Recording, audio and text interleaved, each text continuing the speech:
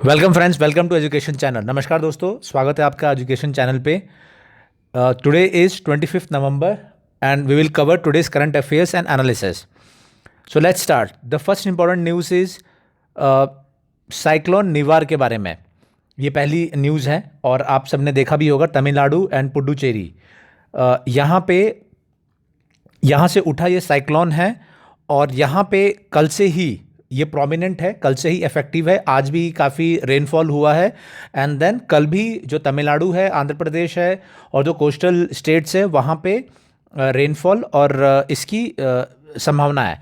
ना what is important for us, important हमारे लिए दो तीन चीज़ें हैं, इसको समझ लीजिए ध्यान से। दिस इज़ अ न्यूज़, इस न्यूज़ में है साइक्लोन निवार। ना पहली चीज़ ये है कि जो साइक्लोन होता है उसका नाम कैसे पड़ता है, तो ये आप स्टडी करेंगे कि जो साइक्लोन्स होते हैं अलग अलग। अभी अम्फान साइक्लोन आया था बे ऑफ बंगाल में थोड़े महीने पहले, तो उस इनका नॉमनक्लेचर का एक तरीका है और उस तरीके को आप स्टडी करेंगे एंड कमेंट्स में लिखेंगे। ये पहले भी मैंने जब ये साइक्लोन्स आए थे तब मैंने कवर किया था, बताया भी था, बट आई वांट कि आप इसको एक बार स्टडी करिए और बताइए। दूसरा ये है कि साइक्लोन, टॉर्नेडो, इन सब में क्या डिफरेंस है। तो अगर बेसिक ज्योग्राफी आपने पढ़ी होगी और नहीं पढ़ी है तो मैं चाहूँगा कि आप ज़रूर पढ़िए।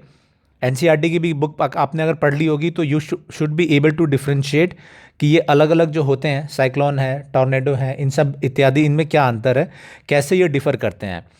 तो हमारे लिए ये इंपॉर्टेंट है। This is one thing. Second thing ये है कि ये जो साइक्लोन है ये बनते कैसे हैं, low pressure, high pressure area, कैसे ये उठते हैं। तो ये आप बताएंगे कि ये साइक्लोन्स जो बनने की प्रक्रिया है, तो अगर आपने एनसीईआरटी ज्योग्राफी, बेसिक ज्योग्राफी आपने पढ़ी होगी तो ये आपको आंसर आता होगा। नहीं आता तो फिर आप पढ़िए and then you write in to comment कि साइक्लोन फॉर्मेशन, टॉर्नेडो फॉर्मेशन ये बेसिकली होते कैसे हैं। This are very important questions. तो ये आम आदमी के लिए, जो आम लोग हैं उनके लिए खबर है कि एक साइक्लोन आएगा और वो वहाँ से गुजरेगा, बारिश होगी, इत्यादि इत्यादि। बट हमारे लिए इंपॉर्टेंट क्या है, जो एग्ज़ाम दे रहे हैं उनको ये जो मैंने क्वेश्चंस पूछे हैं उनका आंसर निकालना। Okay, now next is what is important. Next is this map. ये मैप आप देख रहे हैं, इस मैप में आप देखेंगे चेन्नई है, पुडुचेरी है, ये कोस्टल जो सिटीज़ हैं वो कोस्टल सिटीज़ है वहाँ पे। तो ये भी इसमें एक बनता है कि जो कोस्टल सिटीज़ हैं, कोस्टल स्टेट्स हैं, इन इन इन स्टेट्स में कंटिन्यूसली जो किस तरीके की डिजास्टर्स के खतरे बने रहते हैं, ये आपको ध्यान रहना चाहिए। साइक्लोन है, सुनामी है, सो इन सब का खतरा, हैवी रेनफॉल है, लैंडस्लाइड्स हैं, इनके खतरा बना रहता है काफ़ी। तो ये आपको ध्यान में रहना चाहिए। ओके, नाउ नेक्स्ट क्या इंपॉर्टेंट है हमारा इसके लिए। नेक्स्ट इंपॉर्टेंट है डिजास्टर मैनेजमेंट। पेपर है हमारा डायरेक्टली यूपीएससी का, डायरेक्टली ये सिलेबस है disaster management.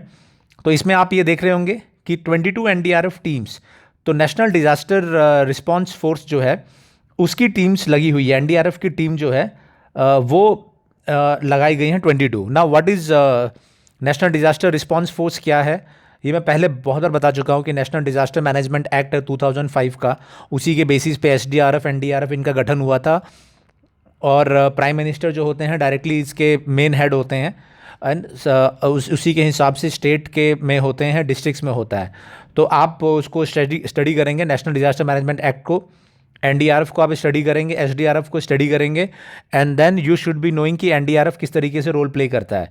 And this is a one example where NDRF is going to play very important role. तो अगर आपने अभी तक नेशनल डिजास्टर मैनेजमेंट एक्ट नहीं बनाया, तैयारी नहीं की है, तो उसको आप पढ़ लीजिए और आपके वो नोट्स में होना चाहिए। सो दिस इज़ एक ये न्यूज़ थी आम आदमी के लिए, बट आपके लिए कई सारे पोटेंशियल क्वेश्चंस है इसमें। तो आई एम श्योर आप इनको तैयार करेंगे। तो अगर आप इन सबको तैयार कर लेंगे तो आप इसको कोई भी अगर क्वेश्चंस आए 360 degree you will be ready. तो इनको ज़रूर तैयार आप करिएगा जो मैंने बोला है।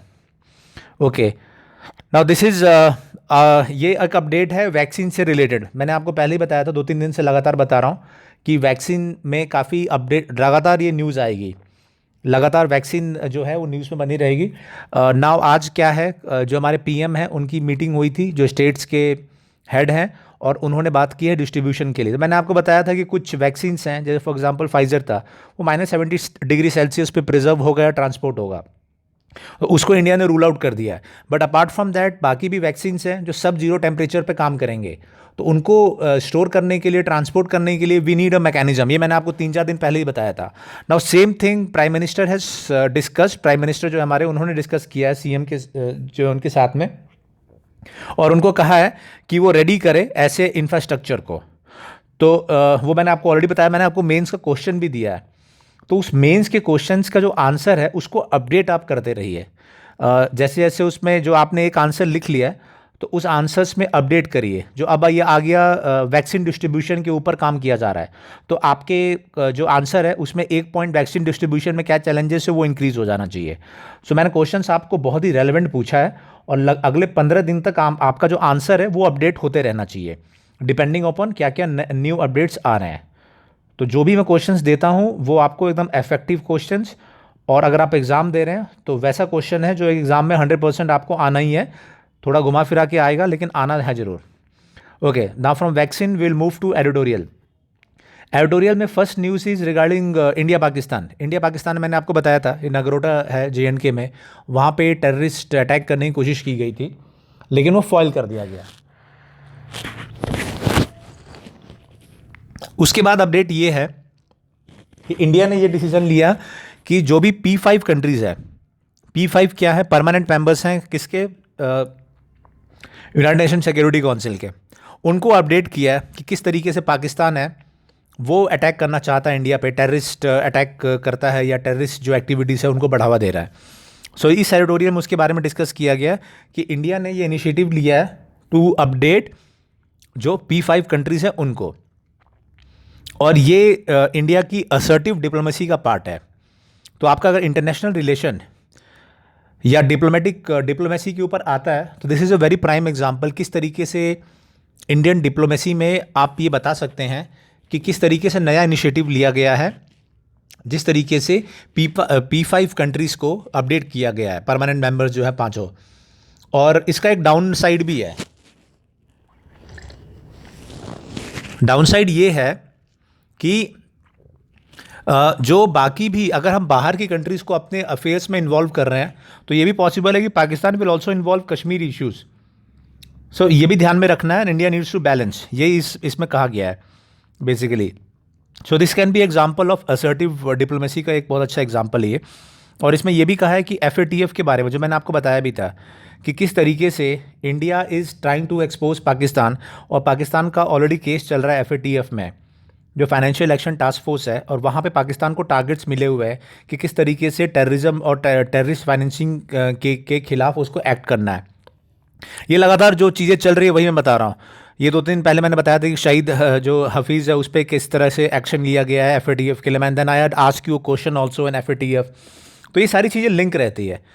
तो जो भी आपने प्रिपेयर किया होगा 2-3 दिन पहले, जो सुना होगा, उसी में आप रख लीजिएगा कि फरवरी 2021 में फाइनली डिसीजन लेगा FATF कि पाकिस्तान को ब्लैकलिस्ट करना है या नहीं। और मैंने बताया था कि ब्लैकलिस्ट का मतलब ये होता है कि इकोनॉमिक सैंक्शन भी लगेंगे पाकिस्तान पे, और एक वो टेररिस्ट फाइनेंसिंग जो है कंट्री के रूप में जाना जाएगा। अभी वो ग्रे लिस्ट में है। So this is good article, ये आपके पास रहना चाहिए। टर्म्स ऑफ इंटरनेशनल रिलेशन, आप डिप्लोमेसी सबके रिलेटेड है। नाउ ये जो है ये पर्टिकुलर ये पर्टिकुलर आर्टिकल है dangerous suggestion and this particular editorial से no to corporate houses in Indian banking. दोनों को हम कंबाइन करके जानेंगे। बैकग्राउंड क्या है? बैकग्राउंड मैंने अभी 1-2 दिन पहले ही बताया था। बैकग्राउंड ये है कि जो RBI है उसकी एक रिपोर्ट आई है, और उस रिपोर्ट में इंटरनल वर्किंग ग्रुप है, उसकी रिपोर्ट में ये सजेशन दिया गया है जो कॉर्पोरेट हाउसेस हैं उनको बैंक ओनरशिप के लिए अलाउ करना चाहिए। मतलब बड़े बड़े जो कॉर्पोरेट हाउसेस हैं, for example may be Reliance, Adani या बड़े अदर हाउसेस हैं, वो अपने बैंक्स में, जो बैंक्स है ऑलरेडी एग्जिस्टिंग प्राइवेट बैंक्स, उनमें अपना ओनरशिप कर सकते हैं, या एक तरीके से अपना बैंक वो खोल सकते हैं। कुल मिला के अगर रफली में हम बात करें तो आप बेसिकली इसको इस तरीके से समझिए।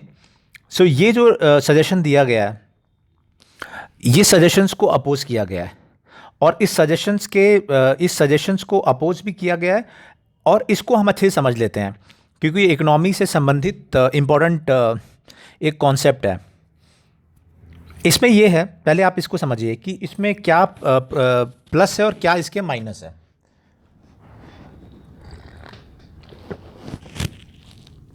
ओके, सो इसके प्लस ये हैं कि जो बड़े कॉर्पोरेट हाउसेस होंगे, आप समझिए जैसे रिलायंस है या अदानीज वगैरह हैं या बड़े कॉर्पोरेट हाउसेस हैं, so what they bring on table, वो क्या लेके आते हैं, उससे फ़ायदा ये मिलता है कि उनके पास कैपिटल है, पैसा है जो बैंकों में लगा सकते हैं, एक्सपर्टाइज है, कॉर्पोरेट कल्चर है, which can be utilize for the banks. Okay, first thing हो गया। और बैंक्स को ज़रूरत है पैसे की। काफ़ी बैंक्स जो है प्राइवेट बैंक से वो घाटे में हैं और कोरोना की वजह से क्राइसिस में है। सो एक तो ये पॉइंट है कि उनको ये फ़ायदा होगा, बट घाटे हैं इसके बहुत सारे। जो कंसर्न्स हैं, कंसर्न्स क्या हैं? कंसर्न्स आप सोचिए क्या हो सकते हैं।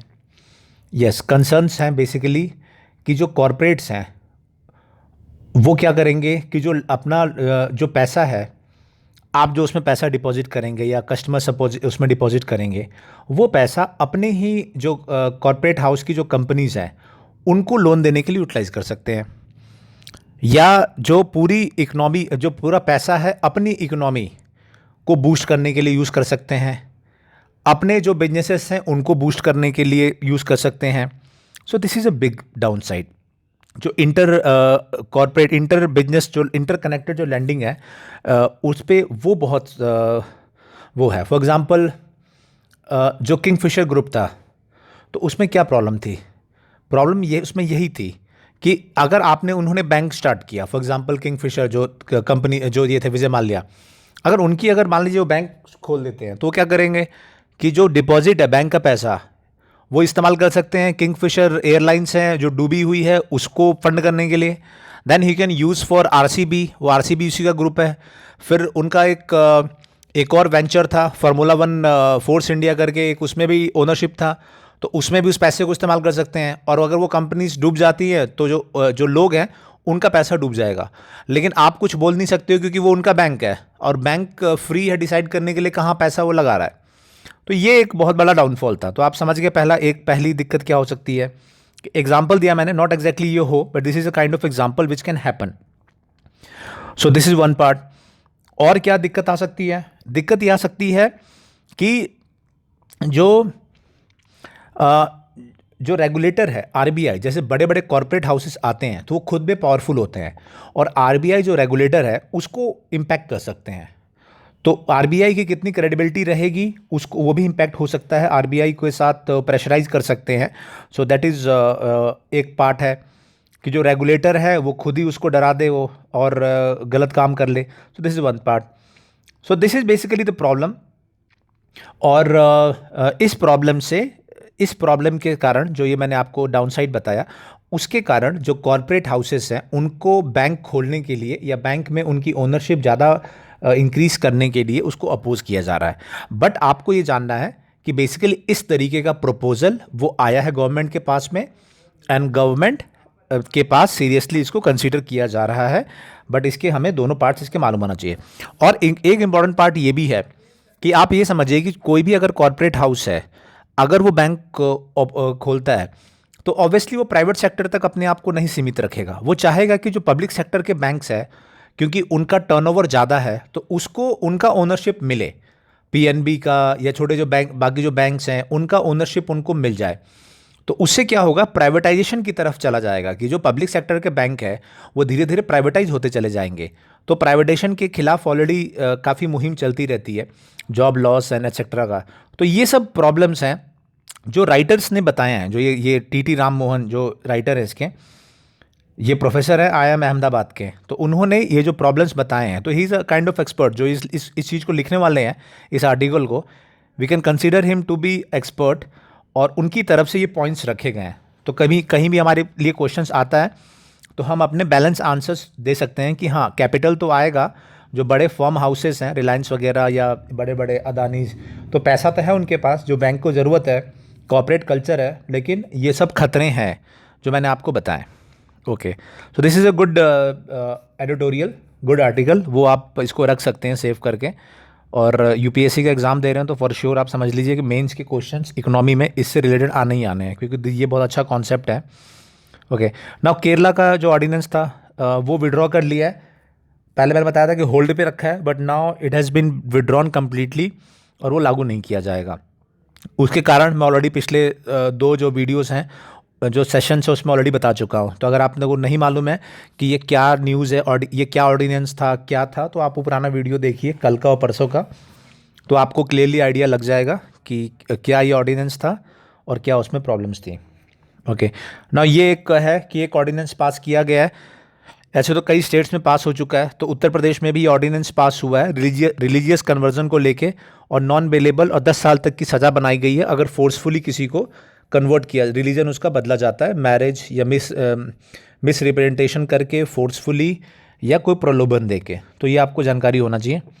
तो इस तरीके का लॉ या ऑर्डिनेंस पास हुए हैं।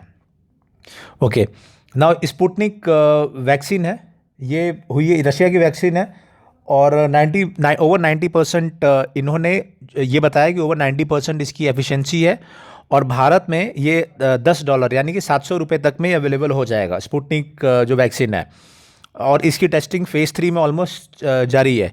तो लेट्स सी कब ये अवेलेबल होता है। और पहले मैं बता चुका हूँ, बाकी वैक्सीन्स में भी आपको बता चुका हूँ। जो बायोएनटेक फाइजर वैक्सीन थी, मॉडर्ना, ऑक्सफोर्ड एस्ट्राजेनेका के बारे में मैंने कल बताया था, तो आज स्पुतनिक 5 के बारे में मैंने आपको बताया कि these vaccines are almost ready, और मैंने आपको ये बताया कि फरवरी से we can expect. Okay, now ये भी एक बहुत इंपॉर्टेंट कॉन्सेप्ट है। मैं आपको बताया था कि जो central council of Indian medicine है, उन्होंने एक बहुत बड़ा चेंज लाया है भारत की मेडिकल इसमें मेडिकल जो सेक्टर है, मेडिकल फील्ड है, उसमें क्या है। इसमें मैंने बताया था कि जो आयुर्वेद के डॉक्टर हैं, जो आयुर्वेद के जो बच्चे पढ़ाई करते हैं, वो भी आने वाले दिनों में ऑपरेशंस कर सकते हैं। उनको कोर्स के बाद में पोस्ट ग्रेजुएट उनका कोर्स चलाया जाएगा, और एमएस शल्य तंत्र और शल्य क्रिया, ये दो में उनको डिग्री दी जाएगी, और उसके बाद वो ऑपरेशंस वगैरह माइनर वो कर सकते हैं, दांत निकालना एक्सेट्रा, और बाकी जो ऑपरेशन है वो कर सकते हैं। इंडियन मेडिकल एसोसिएशन जो है इसको अपोज कर रहा है। उनका ये कहना है कि ये एक एक्सपर्ट फील्ड है, और इसके लिए एमबीबीएस की डिग्री और एमएस की डिग्री प्रॉपर वो होनी चाहिए, और ये बाईपास है। बाईपास आयुर्वेद का जो अगर स्टूडेंट्स को अगर ये दिया जाता है, ये पावर दी जाती है ऑपरेशंस और सर्जरी कंडक्ट करने की, तो ये जो whole education, Indian medical education, उसको अफेक्ट करेगा, and that is not good. तो लेट्स सी क्या गवर्नमेंट का है। मीनवाइल आप इसके बारे में, मेरा ये क्वेश्चन है, अब आप इसको ये बताइए, आज का क्वेश्चन ये रहेगा, क्योंकि ये बहुत ही अपकमिंग और बहुत ही जो है ये एक इम्पॉर्टेंट मुद्दा है। तो you answer me whether this step is right, और how do you perceive this step. आप इस स्टेप को किस नज़र से देखते हैं। तो इसके लिए आपको थोड़ा और स्टडी करना पड़ेगा कि आईएमए क्या है, इंडियन मेडिकल एसोसिएशन क्या है, central council of Indian medicine क्या है, और इंडियन गवर्नमेंट के क्या इस पे पॉइंट ऑफ व्यू है। तो इसको आप तैयार करिए, इस आंसर्स को तैयार करिए, क्योंकि ये बहुत ही इंपॉर्टेंट है, और ये आम आदमी के जीवन को इम्पैक्ट करने वाला है, हर किसी के जीवन को। क्योंकि आप अगर जा रहे हैं, तो आप हो सकता है एक डॉक्टर आप पे सर्जरी कर रहा हो जो एमबीबीएस एमडी एमएस वगैरह किया हो, या हो सकता है कि आयुर्वेद का डॉक्टर सर्जरी कर रहा हो। तो आप किसको प्रेफर करेंगे, और अगर गवर्नमेंट अगर इस दिशा में काम करना चाहती हैं तो वो क्यों है, उसका क्या लॉजिक है गवर्नमेंट का। क्या डॉक्टर्स की कमी है, तो आप उसको स्टडी करिए कि हेल्थ इंफ्रास्ट्रक्चर इंडिया में कैसा है, कितने डॉक्टर्स होने चाहिए, कितने अवेलेबल होते हैं पर मिलियन या पर लैख पॉपुलेशन। इन सब को स्टडी करिए, और गवर्नमेंट का क्या लॉजिक है, और क्या आयुर्वेद से जो डॉक्टरी जिन्होंने की है, क्या वो सर्जरी के लिए रेडी है, उनमें वो स्किल सेट है। तो आप इसको स्टडी करिए, और आप इसका आंसर करिए इसको, क्योंकि ये बहुत इंपॉर्टेंट टॉपिक है ये, एंड आपको ये पता होना चाहिए इसका update. Okay, now this is news कि पाकिस्तान में एक एजेंसी बनाई गई है, नेशनल इंटेलिजेंस कोऑर्डिनेशन कमेटी, और ये पाकिस्तान में 25 से भी ऊपर जो एजेंसीज़ हैं, उन सभी को कोऑर्डिनेशन एजेंसी बनाई गई है, नेशनल इंटेलिजेंस कोऑर्डिनेशन कमेटी, और इसको हेड करेंगे जो आईएसआई के चीफ है वो। तो ये इंटरनेशनल रिलेशन और स्ट्रेटजिक पर्सपेक्टिव के हिसाब से आपको ध्यान होना चाहिए कि पाकिस्तान में 25 से भी ऊपर इंटेलिजेंस एजेंसी है, और वो सभी को कोऑर्डिनेशन बनाने के लिए नेशनल इंटेलिजेंस कोऑर्डिनेशन कमेटी वो गठित कर दी गई है। This news is regarding Sri Lanka and China relation. Sri Lanka जो है वहाँ पे अभी हाल ही में इलेक्शन हुआ है, मैंने पहले के वीडियोस में डिस्कस किया है, और वहाँ पे नई गवर्नमेंट आने के बाद में यूएस, इंडिया और चाइना के साथ में वो अपने रिलेशनशिप को बढ़ा रहे हैं। And then Sri Lanka is also looking for loans, काफ़ी उधार वगैरह की इकोनॉमी में जा रहे हैं कि उधार लेके अपने जितने भी डेवलपमेंट प्रोजेक्ट्स हैं उनको बढ़ाने के लिए कोशिश कर रहे हैं वो। तो उसी के तर्ज पे चाइना के साथ में जो चाइना बैंक है उससे लोन ले रहे हैं, और चाइना के मॉडल पे वो गरीबी हटाओ या पॉवर्टी एलिवेशन के प्रोजेक्ट्स पे काम कर रहे हैं।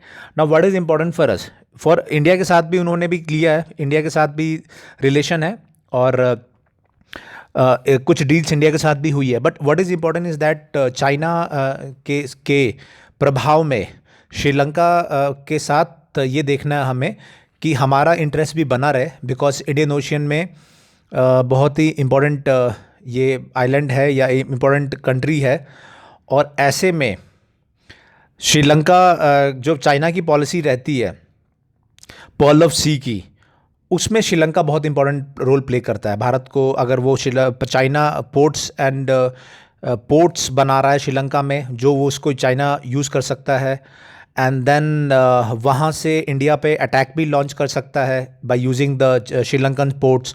तो इंडिया को अलर्ट रहने की ज़रूरत है, और ये देखना है कि वाइल चाइना अपनी प्रेजेंस इंक्रीज़ कर रहा है इस पूरे एरियाज़ में, Bay of Bengal, Indian Ocean, Arabian Sea, तो इंडिया ने भी ध्यान देना है कि Indian Navy and Indian diplomacy should be on the task. Okay, now next is regarding Afghanistan. तो अफ़गानिस्तान में इसके बारे में हमने बहुत बात किया है, तालिबान अफ़गानिस्तान के बारे में, किस तरीके से talks are going on in Doha between Taliban and Afghanistan. तो ये अपकमिंग न्यूज़ है, सो इसके बारे में मैंने बहुत बताया, तो आप इसको पढ़ सकते हैं अगर आपको नहीं जानकारी है। बट आई एम श्योर इतना हमने बात किया तो already know about the US and thing. The important question will be there, strategic question है कि जब अफ़गानिस्तान से जो अमेरिकन फोर्सेस चली जाएंगी जनवरी में, जो फरवरी में जो डील हुई थी उसके बाद में डिसाइड हुआ था, तो then what will be the situation in Afghanistan. So ये एक इस पर सबकी नज़र रहेगी, लेट्स सी क्या होता है। Now this is important news from Ethiopia से न्यूज़ है, और वहाँ पे एक पार्ट के टिग्रे रीजन है, उस रीजन में इथियोपिया में इंटरनल कॉन्फ्लिक्ट है, इंटरनल सिक्योरिटी का इशू है, और वहाँ पे इथियोपियन जो स्टेट फोर्सेस हैं और इस एरिया के जो फाइटर्स हैं उनके बीच में एक टसल टाइप की सिचुएशन है। Now what is important for us, is this particular group is known as Tigrayan region. और हमें ये देखना है, पहले आप ये आंसर करिए कि इथियोपिया की जो कैपिटल है वो क्या है, और ये पर्टिकुलर रीजन जो है टिग्रे रीजन, ये कहाँ पे है, इथियोपिया के कौन से साइड में है, और इथियोपिया जो कंट्री है वो कहाँ पे है एग्जैक्टली आप उसको ढूंढिए। बहुत ही इंपॉर्टेंट कंट्री है इथियोपिया। इथियोपियन एयरलाइंस भी काफ़ी अच्छा वेल परफॉर्मिंग एयरलाइंस है, तो और एक इम्पॉर्टेंट स्टेट कंट्री है ये। तो आप इसको बताइए कि इथियोपियन कंट्री कहाँ पे है एग्जैक्टली, उसकी कैपिटल क्या है, और ये जो पर्टिकुलर रीजन है टिग्रे रीजन जहाँ पे कॉन्फ्लिक्ट है वो कहाँ पे, आप उसको मैप में ढूंढिएगा, आप कमेंट में लिखिएगा। Okay, this is regarding GAIL. ये गेल कंपनी है, it's planning to launch a pipeline Kondapalli Vijayawada के पास से लेके तिरुपति तक।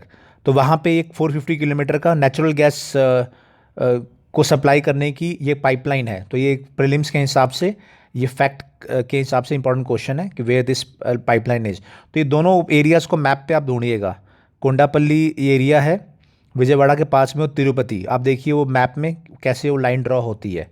Okay okay, so that's all for today. और मैंने आपको क्वेश्चन पूछा है किससे रिलेटेड टू आयुर्वेद, जो आयुर्वेद स्टूडेंट्स हैं उनको जो पावर दी जा रही है। तो prepare the answer for that, because that's very important question. So उसको आप प्रिपेयर करिए। जो मैंने points already I have told you, कौन कौन से पॉइंटर्स मैंने आप ऑलरेडी गिवन यू, कौन कौन से पॉइंटर्स पे आपके आंसर्स रहने चाहिए, 1 2 3 4 5, किन किन चीज़ों पे लिखना है आपने, तो मैंने वही आपको बता दिया है। तो ओके, सो दैट्स ऑल। और जो भी मैंने अभी क्वेश्चंस पूछे बाकी फैक्ट्स वाले, तो आप उसको कमेंट्स में जरूर आंसर करिएगा, चाहे इथियोपिया के क्वेश्चन हो चाहे बाकी जो मैंने क्वेश्चन आपसे पूछे हैं। तो do answer that, and I hope कि आप जो पढ़ रहे हैं उसमें आंसर्स भी देते जा रहे हैं, और जो मेन क्वेश्चंस बोल रहा हूँ उनको आप प्रिपेयर कर रहे हैं, एटलीस्ट माइंड में इसको स्टडी करके एक उसका रफ आइडिया बना रहे हैं कि अगर आपसे कोई ऐसा क्वेश्चन पूछे तो how will you answer that. तो I am sure you would be doing that. तो अगर आप ये करते रहेंगे तो कोई भी आप एग्ज़ाम प्रिपेयर कर रहे हो यू विल ईजिली क्रैक। और अगर आप नॉलेज के लिए पढ़ रहे हैं तो ये जो पॉइंट्स जो क्वेश्चंस मैं पूछता हूँ अगर आप उसको करेंगे तो आपकी नॉलेज भी बहुत अच्छी इंक्रीज होती रहेंगी। So that's all for today. Thank you. Good.